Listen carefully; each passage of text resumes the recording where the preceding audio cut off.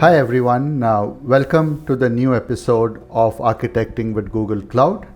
Today we are going to see that as an organization goes on an application modernization journey, and especially using cloud native solutions, what are the challenges and the journey that it has to undertake, especially if the organization has got applications that have been there for a while, plus combine that with their newer applications and provide this in a consistent fashion via platform built on containerization technologies. I'm Romin Irani. I work as a developer advocate at Google Cloud, and today I'm pleased to welcome Jeff Turnham, who's a principal architect at HCL Software. Welcome, Jeff, to the show. Thank you very much for having me. Yeah, I'm Jeff Turnham. I've been in software development now for just about 25 years. The last 4.5 of those have been with HCL. I work on what's called the platform team. We work on cross-platform, cross-portfolio innovations. And in particular, for the last couple of years, we've been really focused in on containerization and Kubernetes and our cloud-native journey. Thanks, Jeff. So let's get started and tell us a little bit more about HCL and the SoFy product. Sure. So HCL has a large and growing catalog of software. We offer software to our users and business partners that covers a wide range of areas, things like DevOps tools, security tools, digital solutions, customer experience, and marketing. And we probably have a lot of the same challenges that other software providers do.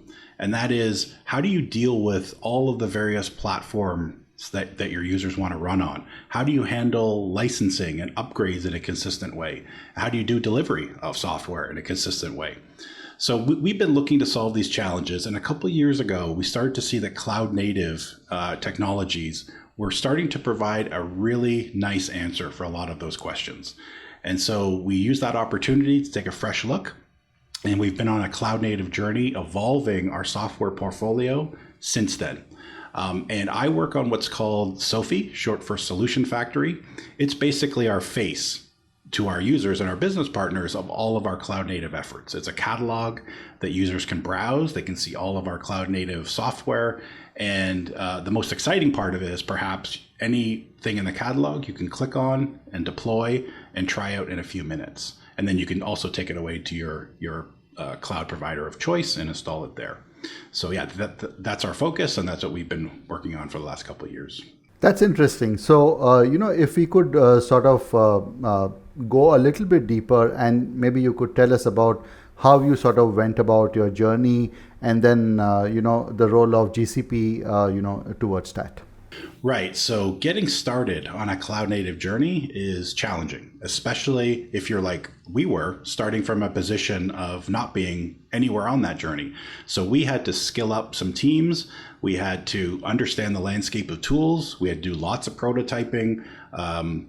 I personally did a tremendous amount of watching tech talks to see how other companies that are running their business on Kubernetes are doing these types of things. And so once we got over that hurdle, we started looking across cloud vendors to see, how are we going to start building some of these things? What platforms are we going to use?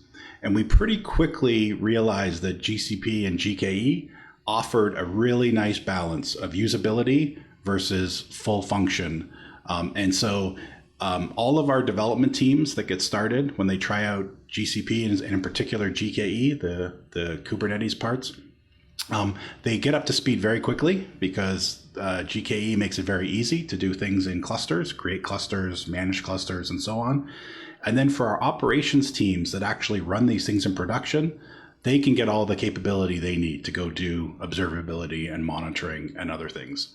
So for us, we actually did try out several cloud vendors, and we landed back on GCP and GKE because of the ease of use and because of the power.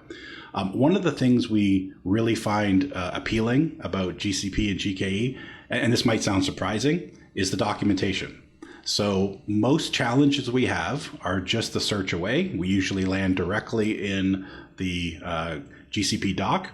And particularly for my team, what we really like is that everything that is documented in the as actions you can take in the UI to implement something, usually right there beside it is documentation on how you use G Cloud or some other tool to automate that exact same thing. And so for us, trying to run a fully deployed and robust application in Kubernetes, automation is key. And so we really like the fact that APIs, automation is built in from the ground up in everything we do. And then also, I would also say, and we weren't expecting this to be as much of a deciding factor as it is, we really appreciate the GCP support. So opening support tickets, and actually most of our support tickets are questions. We'll ask questions. How do we do this? How do we do this particular thing in Kubernetes? What's the best practice? And opening those types of tickets is easy, and getting responses quickly is also easy. So yeah, across the board, we're very happy with GCP and GKE. Thank you, Jeff, for the feedback, and it's good to see how our existing online content helped your team get up to speed, and also the documentation and support, along with, of course, the whole manageability of GKE and out-of-the-box monitoring. So I think it's time now to go to an interesting part, which is to look at your architecture and how you sort of brought this into reality. So let's jump into the architecture. Sure. So just as a reminder, so SoFy, short for Solution Factory, provides to our end users and business partners a catalog of our software. They can browse it, they can learn about everything in the catalog, and then they can deploy it. And they actually have a couple options when it comes to deployment. They can basically take away a package and go install it into their own cloud native environment.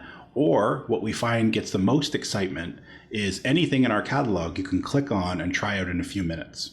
And the way that's done is we actually do a real Kubernetes deploy when the user says they want to deploy something. So our architecture works like this. When our users first come to our website, they are hitting a GCP load balancer. That load balancer is protected with Cloud Armor. So malicious traffic, won't even get to our application typically. So when traffic does get to our application, then it's hitting what we call the SoFy cluster, which is where our SoFy application runs, the application that provides the catalog and all of the web experience that the users get. So as users browse around the catalog, they're interacting with our SoFy application. And then when a user wants to deploy something quickly and try it out in a few minutes, they basically press a deploy button, and that kicks off under the covers a Helm install that will go install what they've selected out to what we call our sandbox cluster. This cluster is a very large cluster that has all kinds of various node pools in it. We have Windows node pools because some of our workloads are Windows. We have custom node pools for some particular workloads that need to run in a certain way. And then we have the generic Linux node pools and hundreds of nodes. And so when a user installs, their application gets installed in this cluster, and they get back network endpoints that they can connect to a few minutes later, typically. So they'll be able to log into our software, try it out, and so on. And across all of this is all of the images that are getting pulled, all the container images that are getting pulled in these environments are getting pulled from Google's container registry, GCR. And for when we want to deliver software to our end users, we actually use another image registry for that. We're using Harbor, a very popular open source image registry, and we run that in yet another GKE cluster. And then across all of these environments, and I should say, this environment pictured here is just one of our environments. It's our production environment. We obviously have internal environments that for our dev teams, for test teams, for performance, for security, for staging. So we basically clones of this throughout our work. All of these environments are protected with various levels of security, but also observability and monitoring and alerting for when things go wrong. And we also have backup done with Velero that backs up to Google storage, and we can restore in the case of emergency very easily that way. So yeah, that's basically the architecture in a nutshell. Thanks, Jeff, for taking us step by step through the architecture.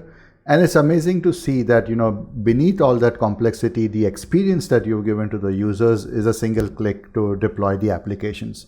What I'd like to do, as you are talking through the architecture, is specifically, from a GKE perspective, which forms really the core of your platform. Could you tell us specifically a few things around GKE and what particularly was well suited to your applications? Plus, I'd like to touch a little bit onto the whole security aspect with Cloud Armor and how that service has also helped you. Sure. So yeah, when I think about GKE, the term that comes to mind is progressive disclosure. And I mean that in the nicest possible way. So when you, as a new user, when you try out GKE, creating your first cluster is just a few clicks. There's a whole bunch of stuff beneath the surface there for when you need it. And so for us in particular, our operations team needs to understand at the most detailed level possible what's going on in our clusters, whether that's the SoFy cluster that runs our application or the sandbox cluster that runs all of the user deployed applications, or whether that's Harbor or image registry.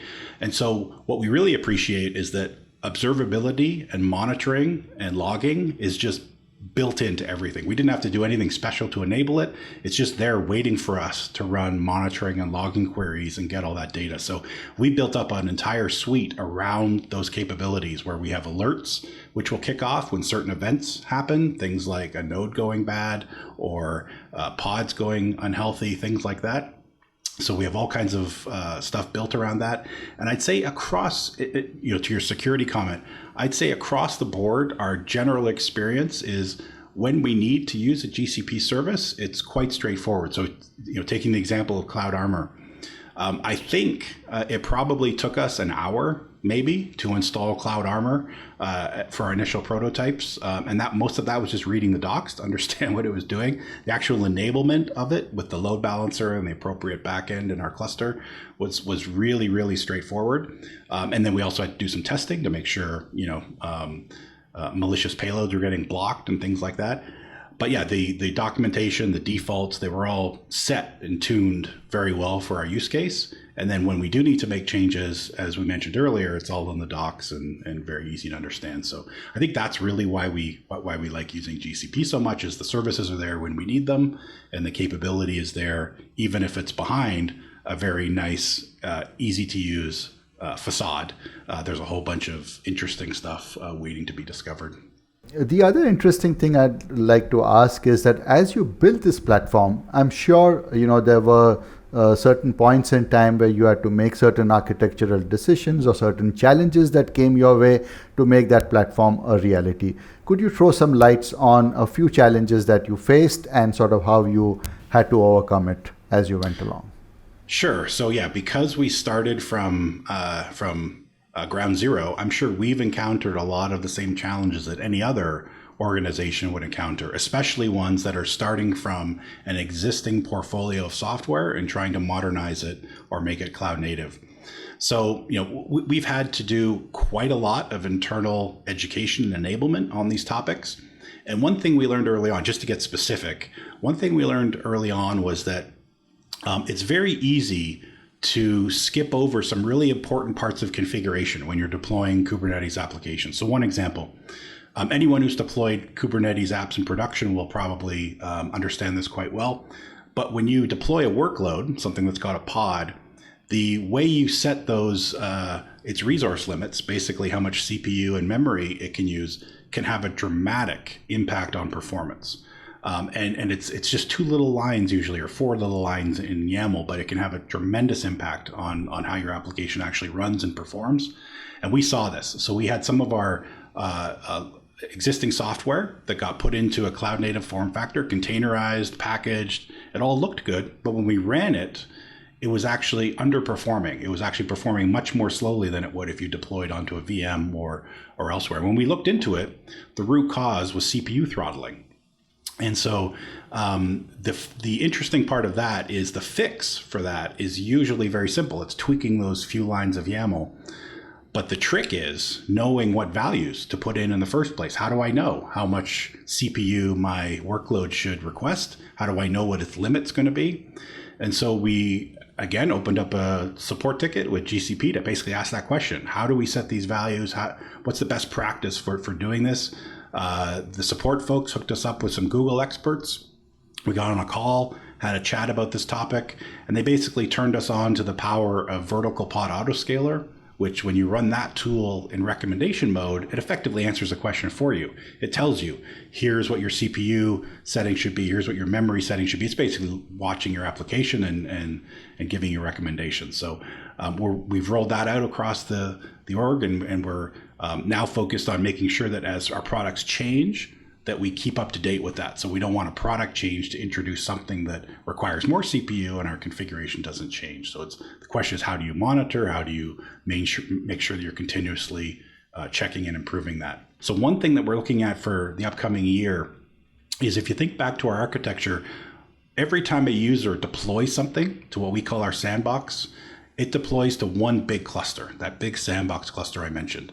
And it's got us a lot of benefits, and it's got us a long way. The one nice thing about it is it's one cluster for our ops team to manage and maintain and monitor. And so when something goes wrong, it's very easy to know, oh, there's the cluster that we need to go fix, and so on. However, there are some use cases that we really want to enable for our end users and business partners that we can't really do.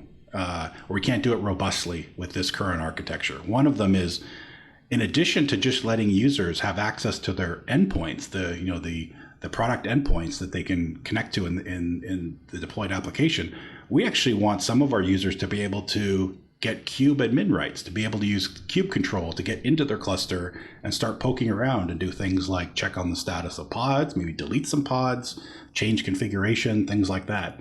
That's not something we've been willing to entertain with a large cluster, a large shared cluster, because of the security implications and all of the testing that would be required. So what we're looking at is moving to a model where when a user says they want to try out some of our software, we don't just deploy their application, we actually spin up dynamically a cluster purpose-built for that workload.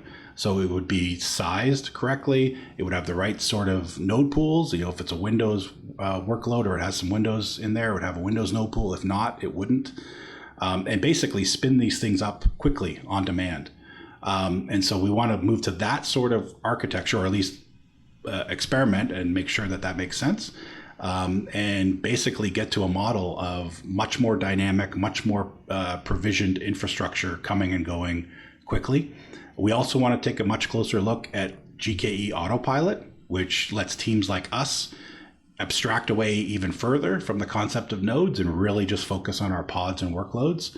And so we'll be experimenting with that as well. So yeah, many other examples, but across the board, we're always looking for ways to improve our architecture. So the final thing I wanted to ask you, and I'm just curious about this, is that for a platform of this type, there are different stakeholders in the organization. So could you throw some light on what it means to be successful, or how do you measure success for a platform like this?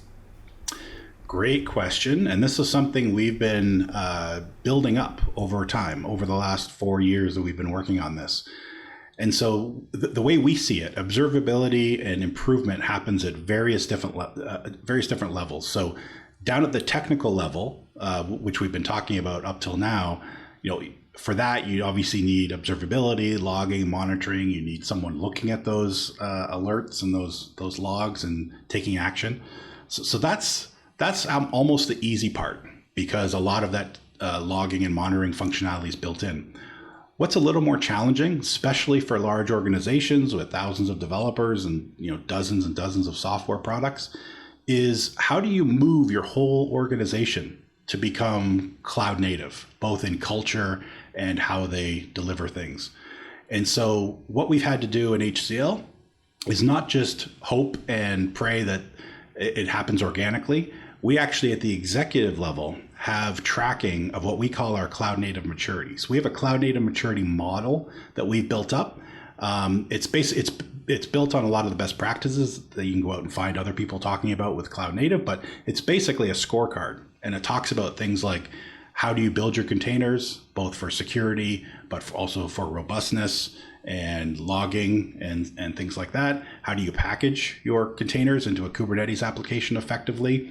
How do you ensure that the application's monitorable? How do you ensure resilience and things like that? So all of our products actually get scored on that cloud native maturity model. And where there's deficiencies or gaps, that becomes part of the product's roadmap.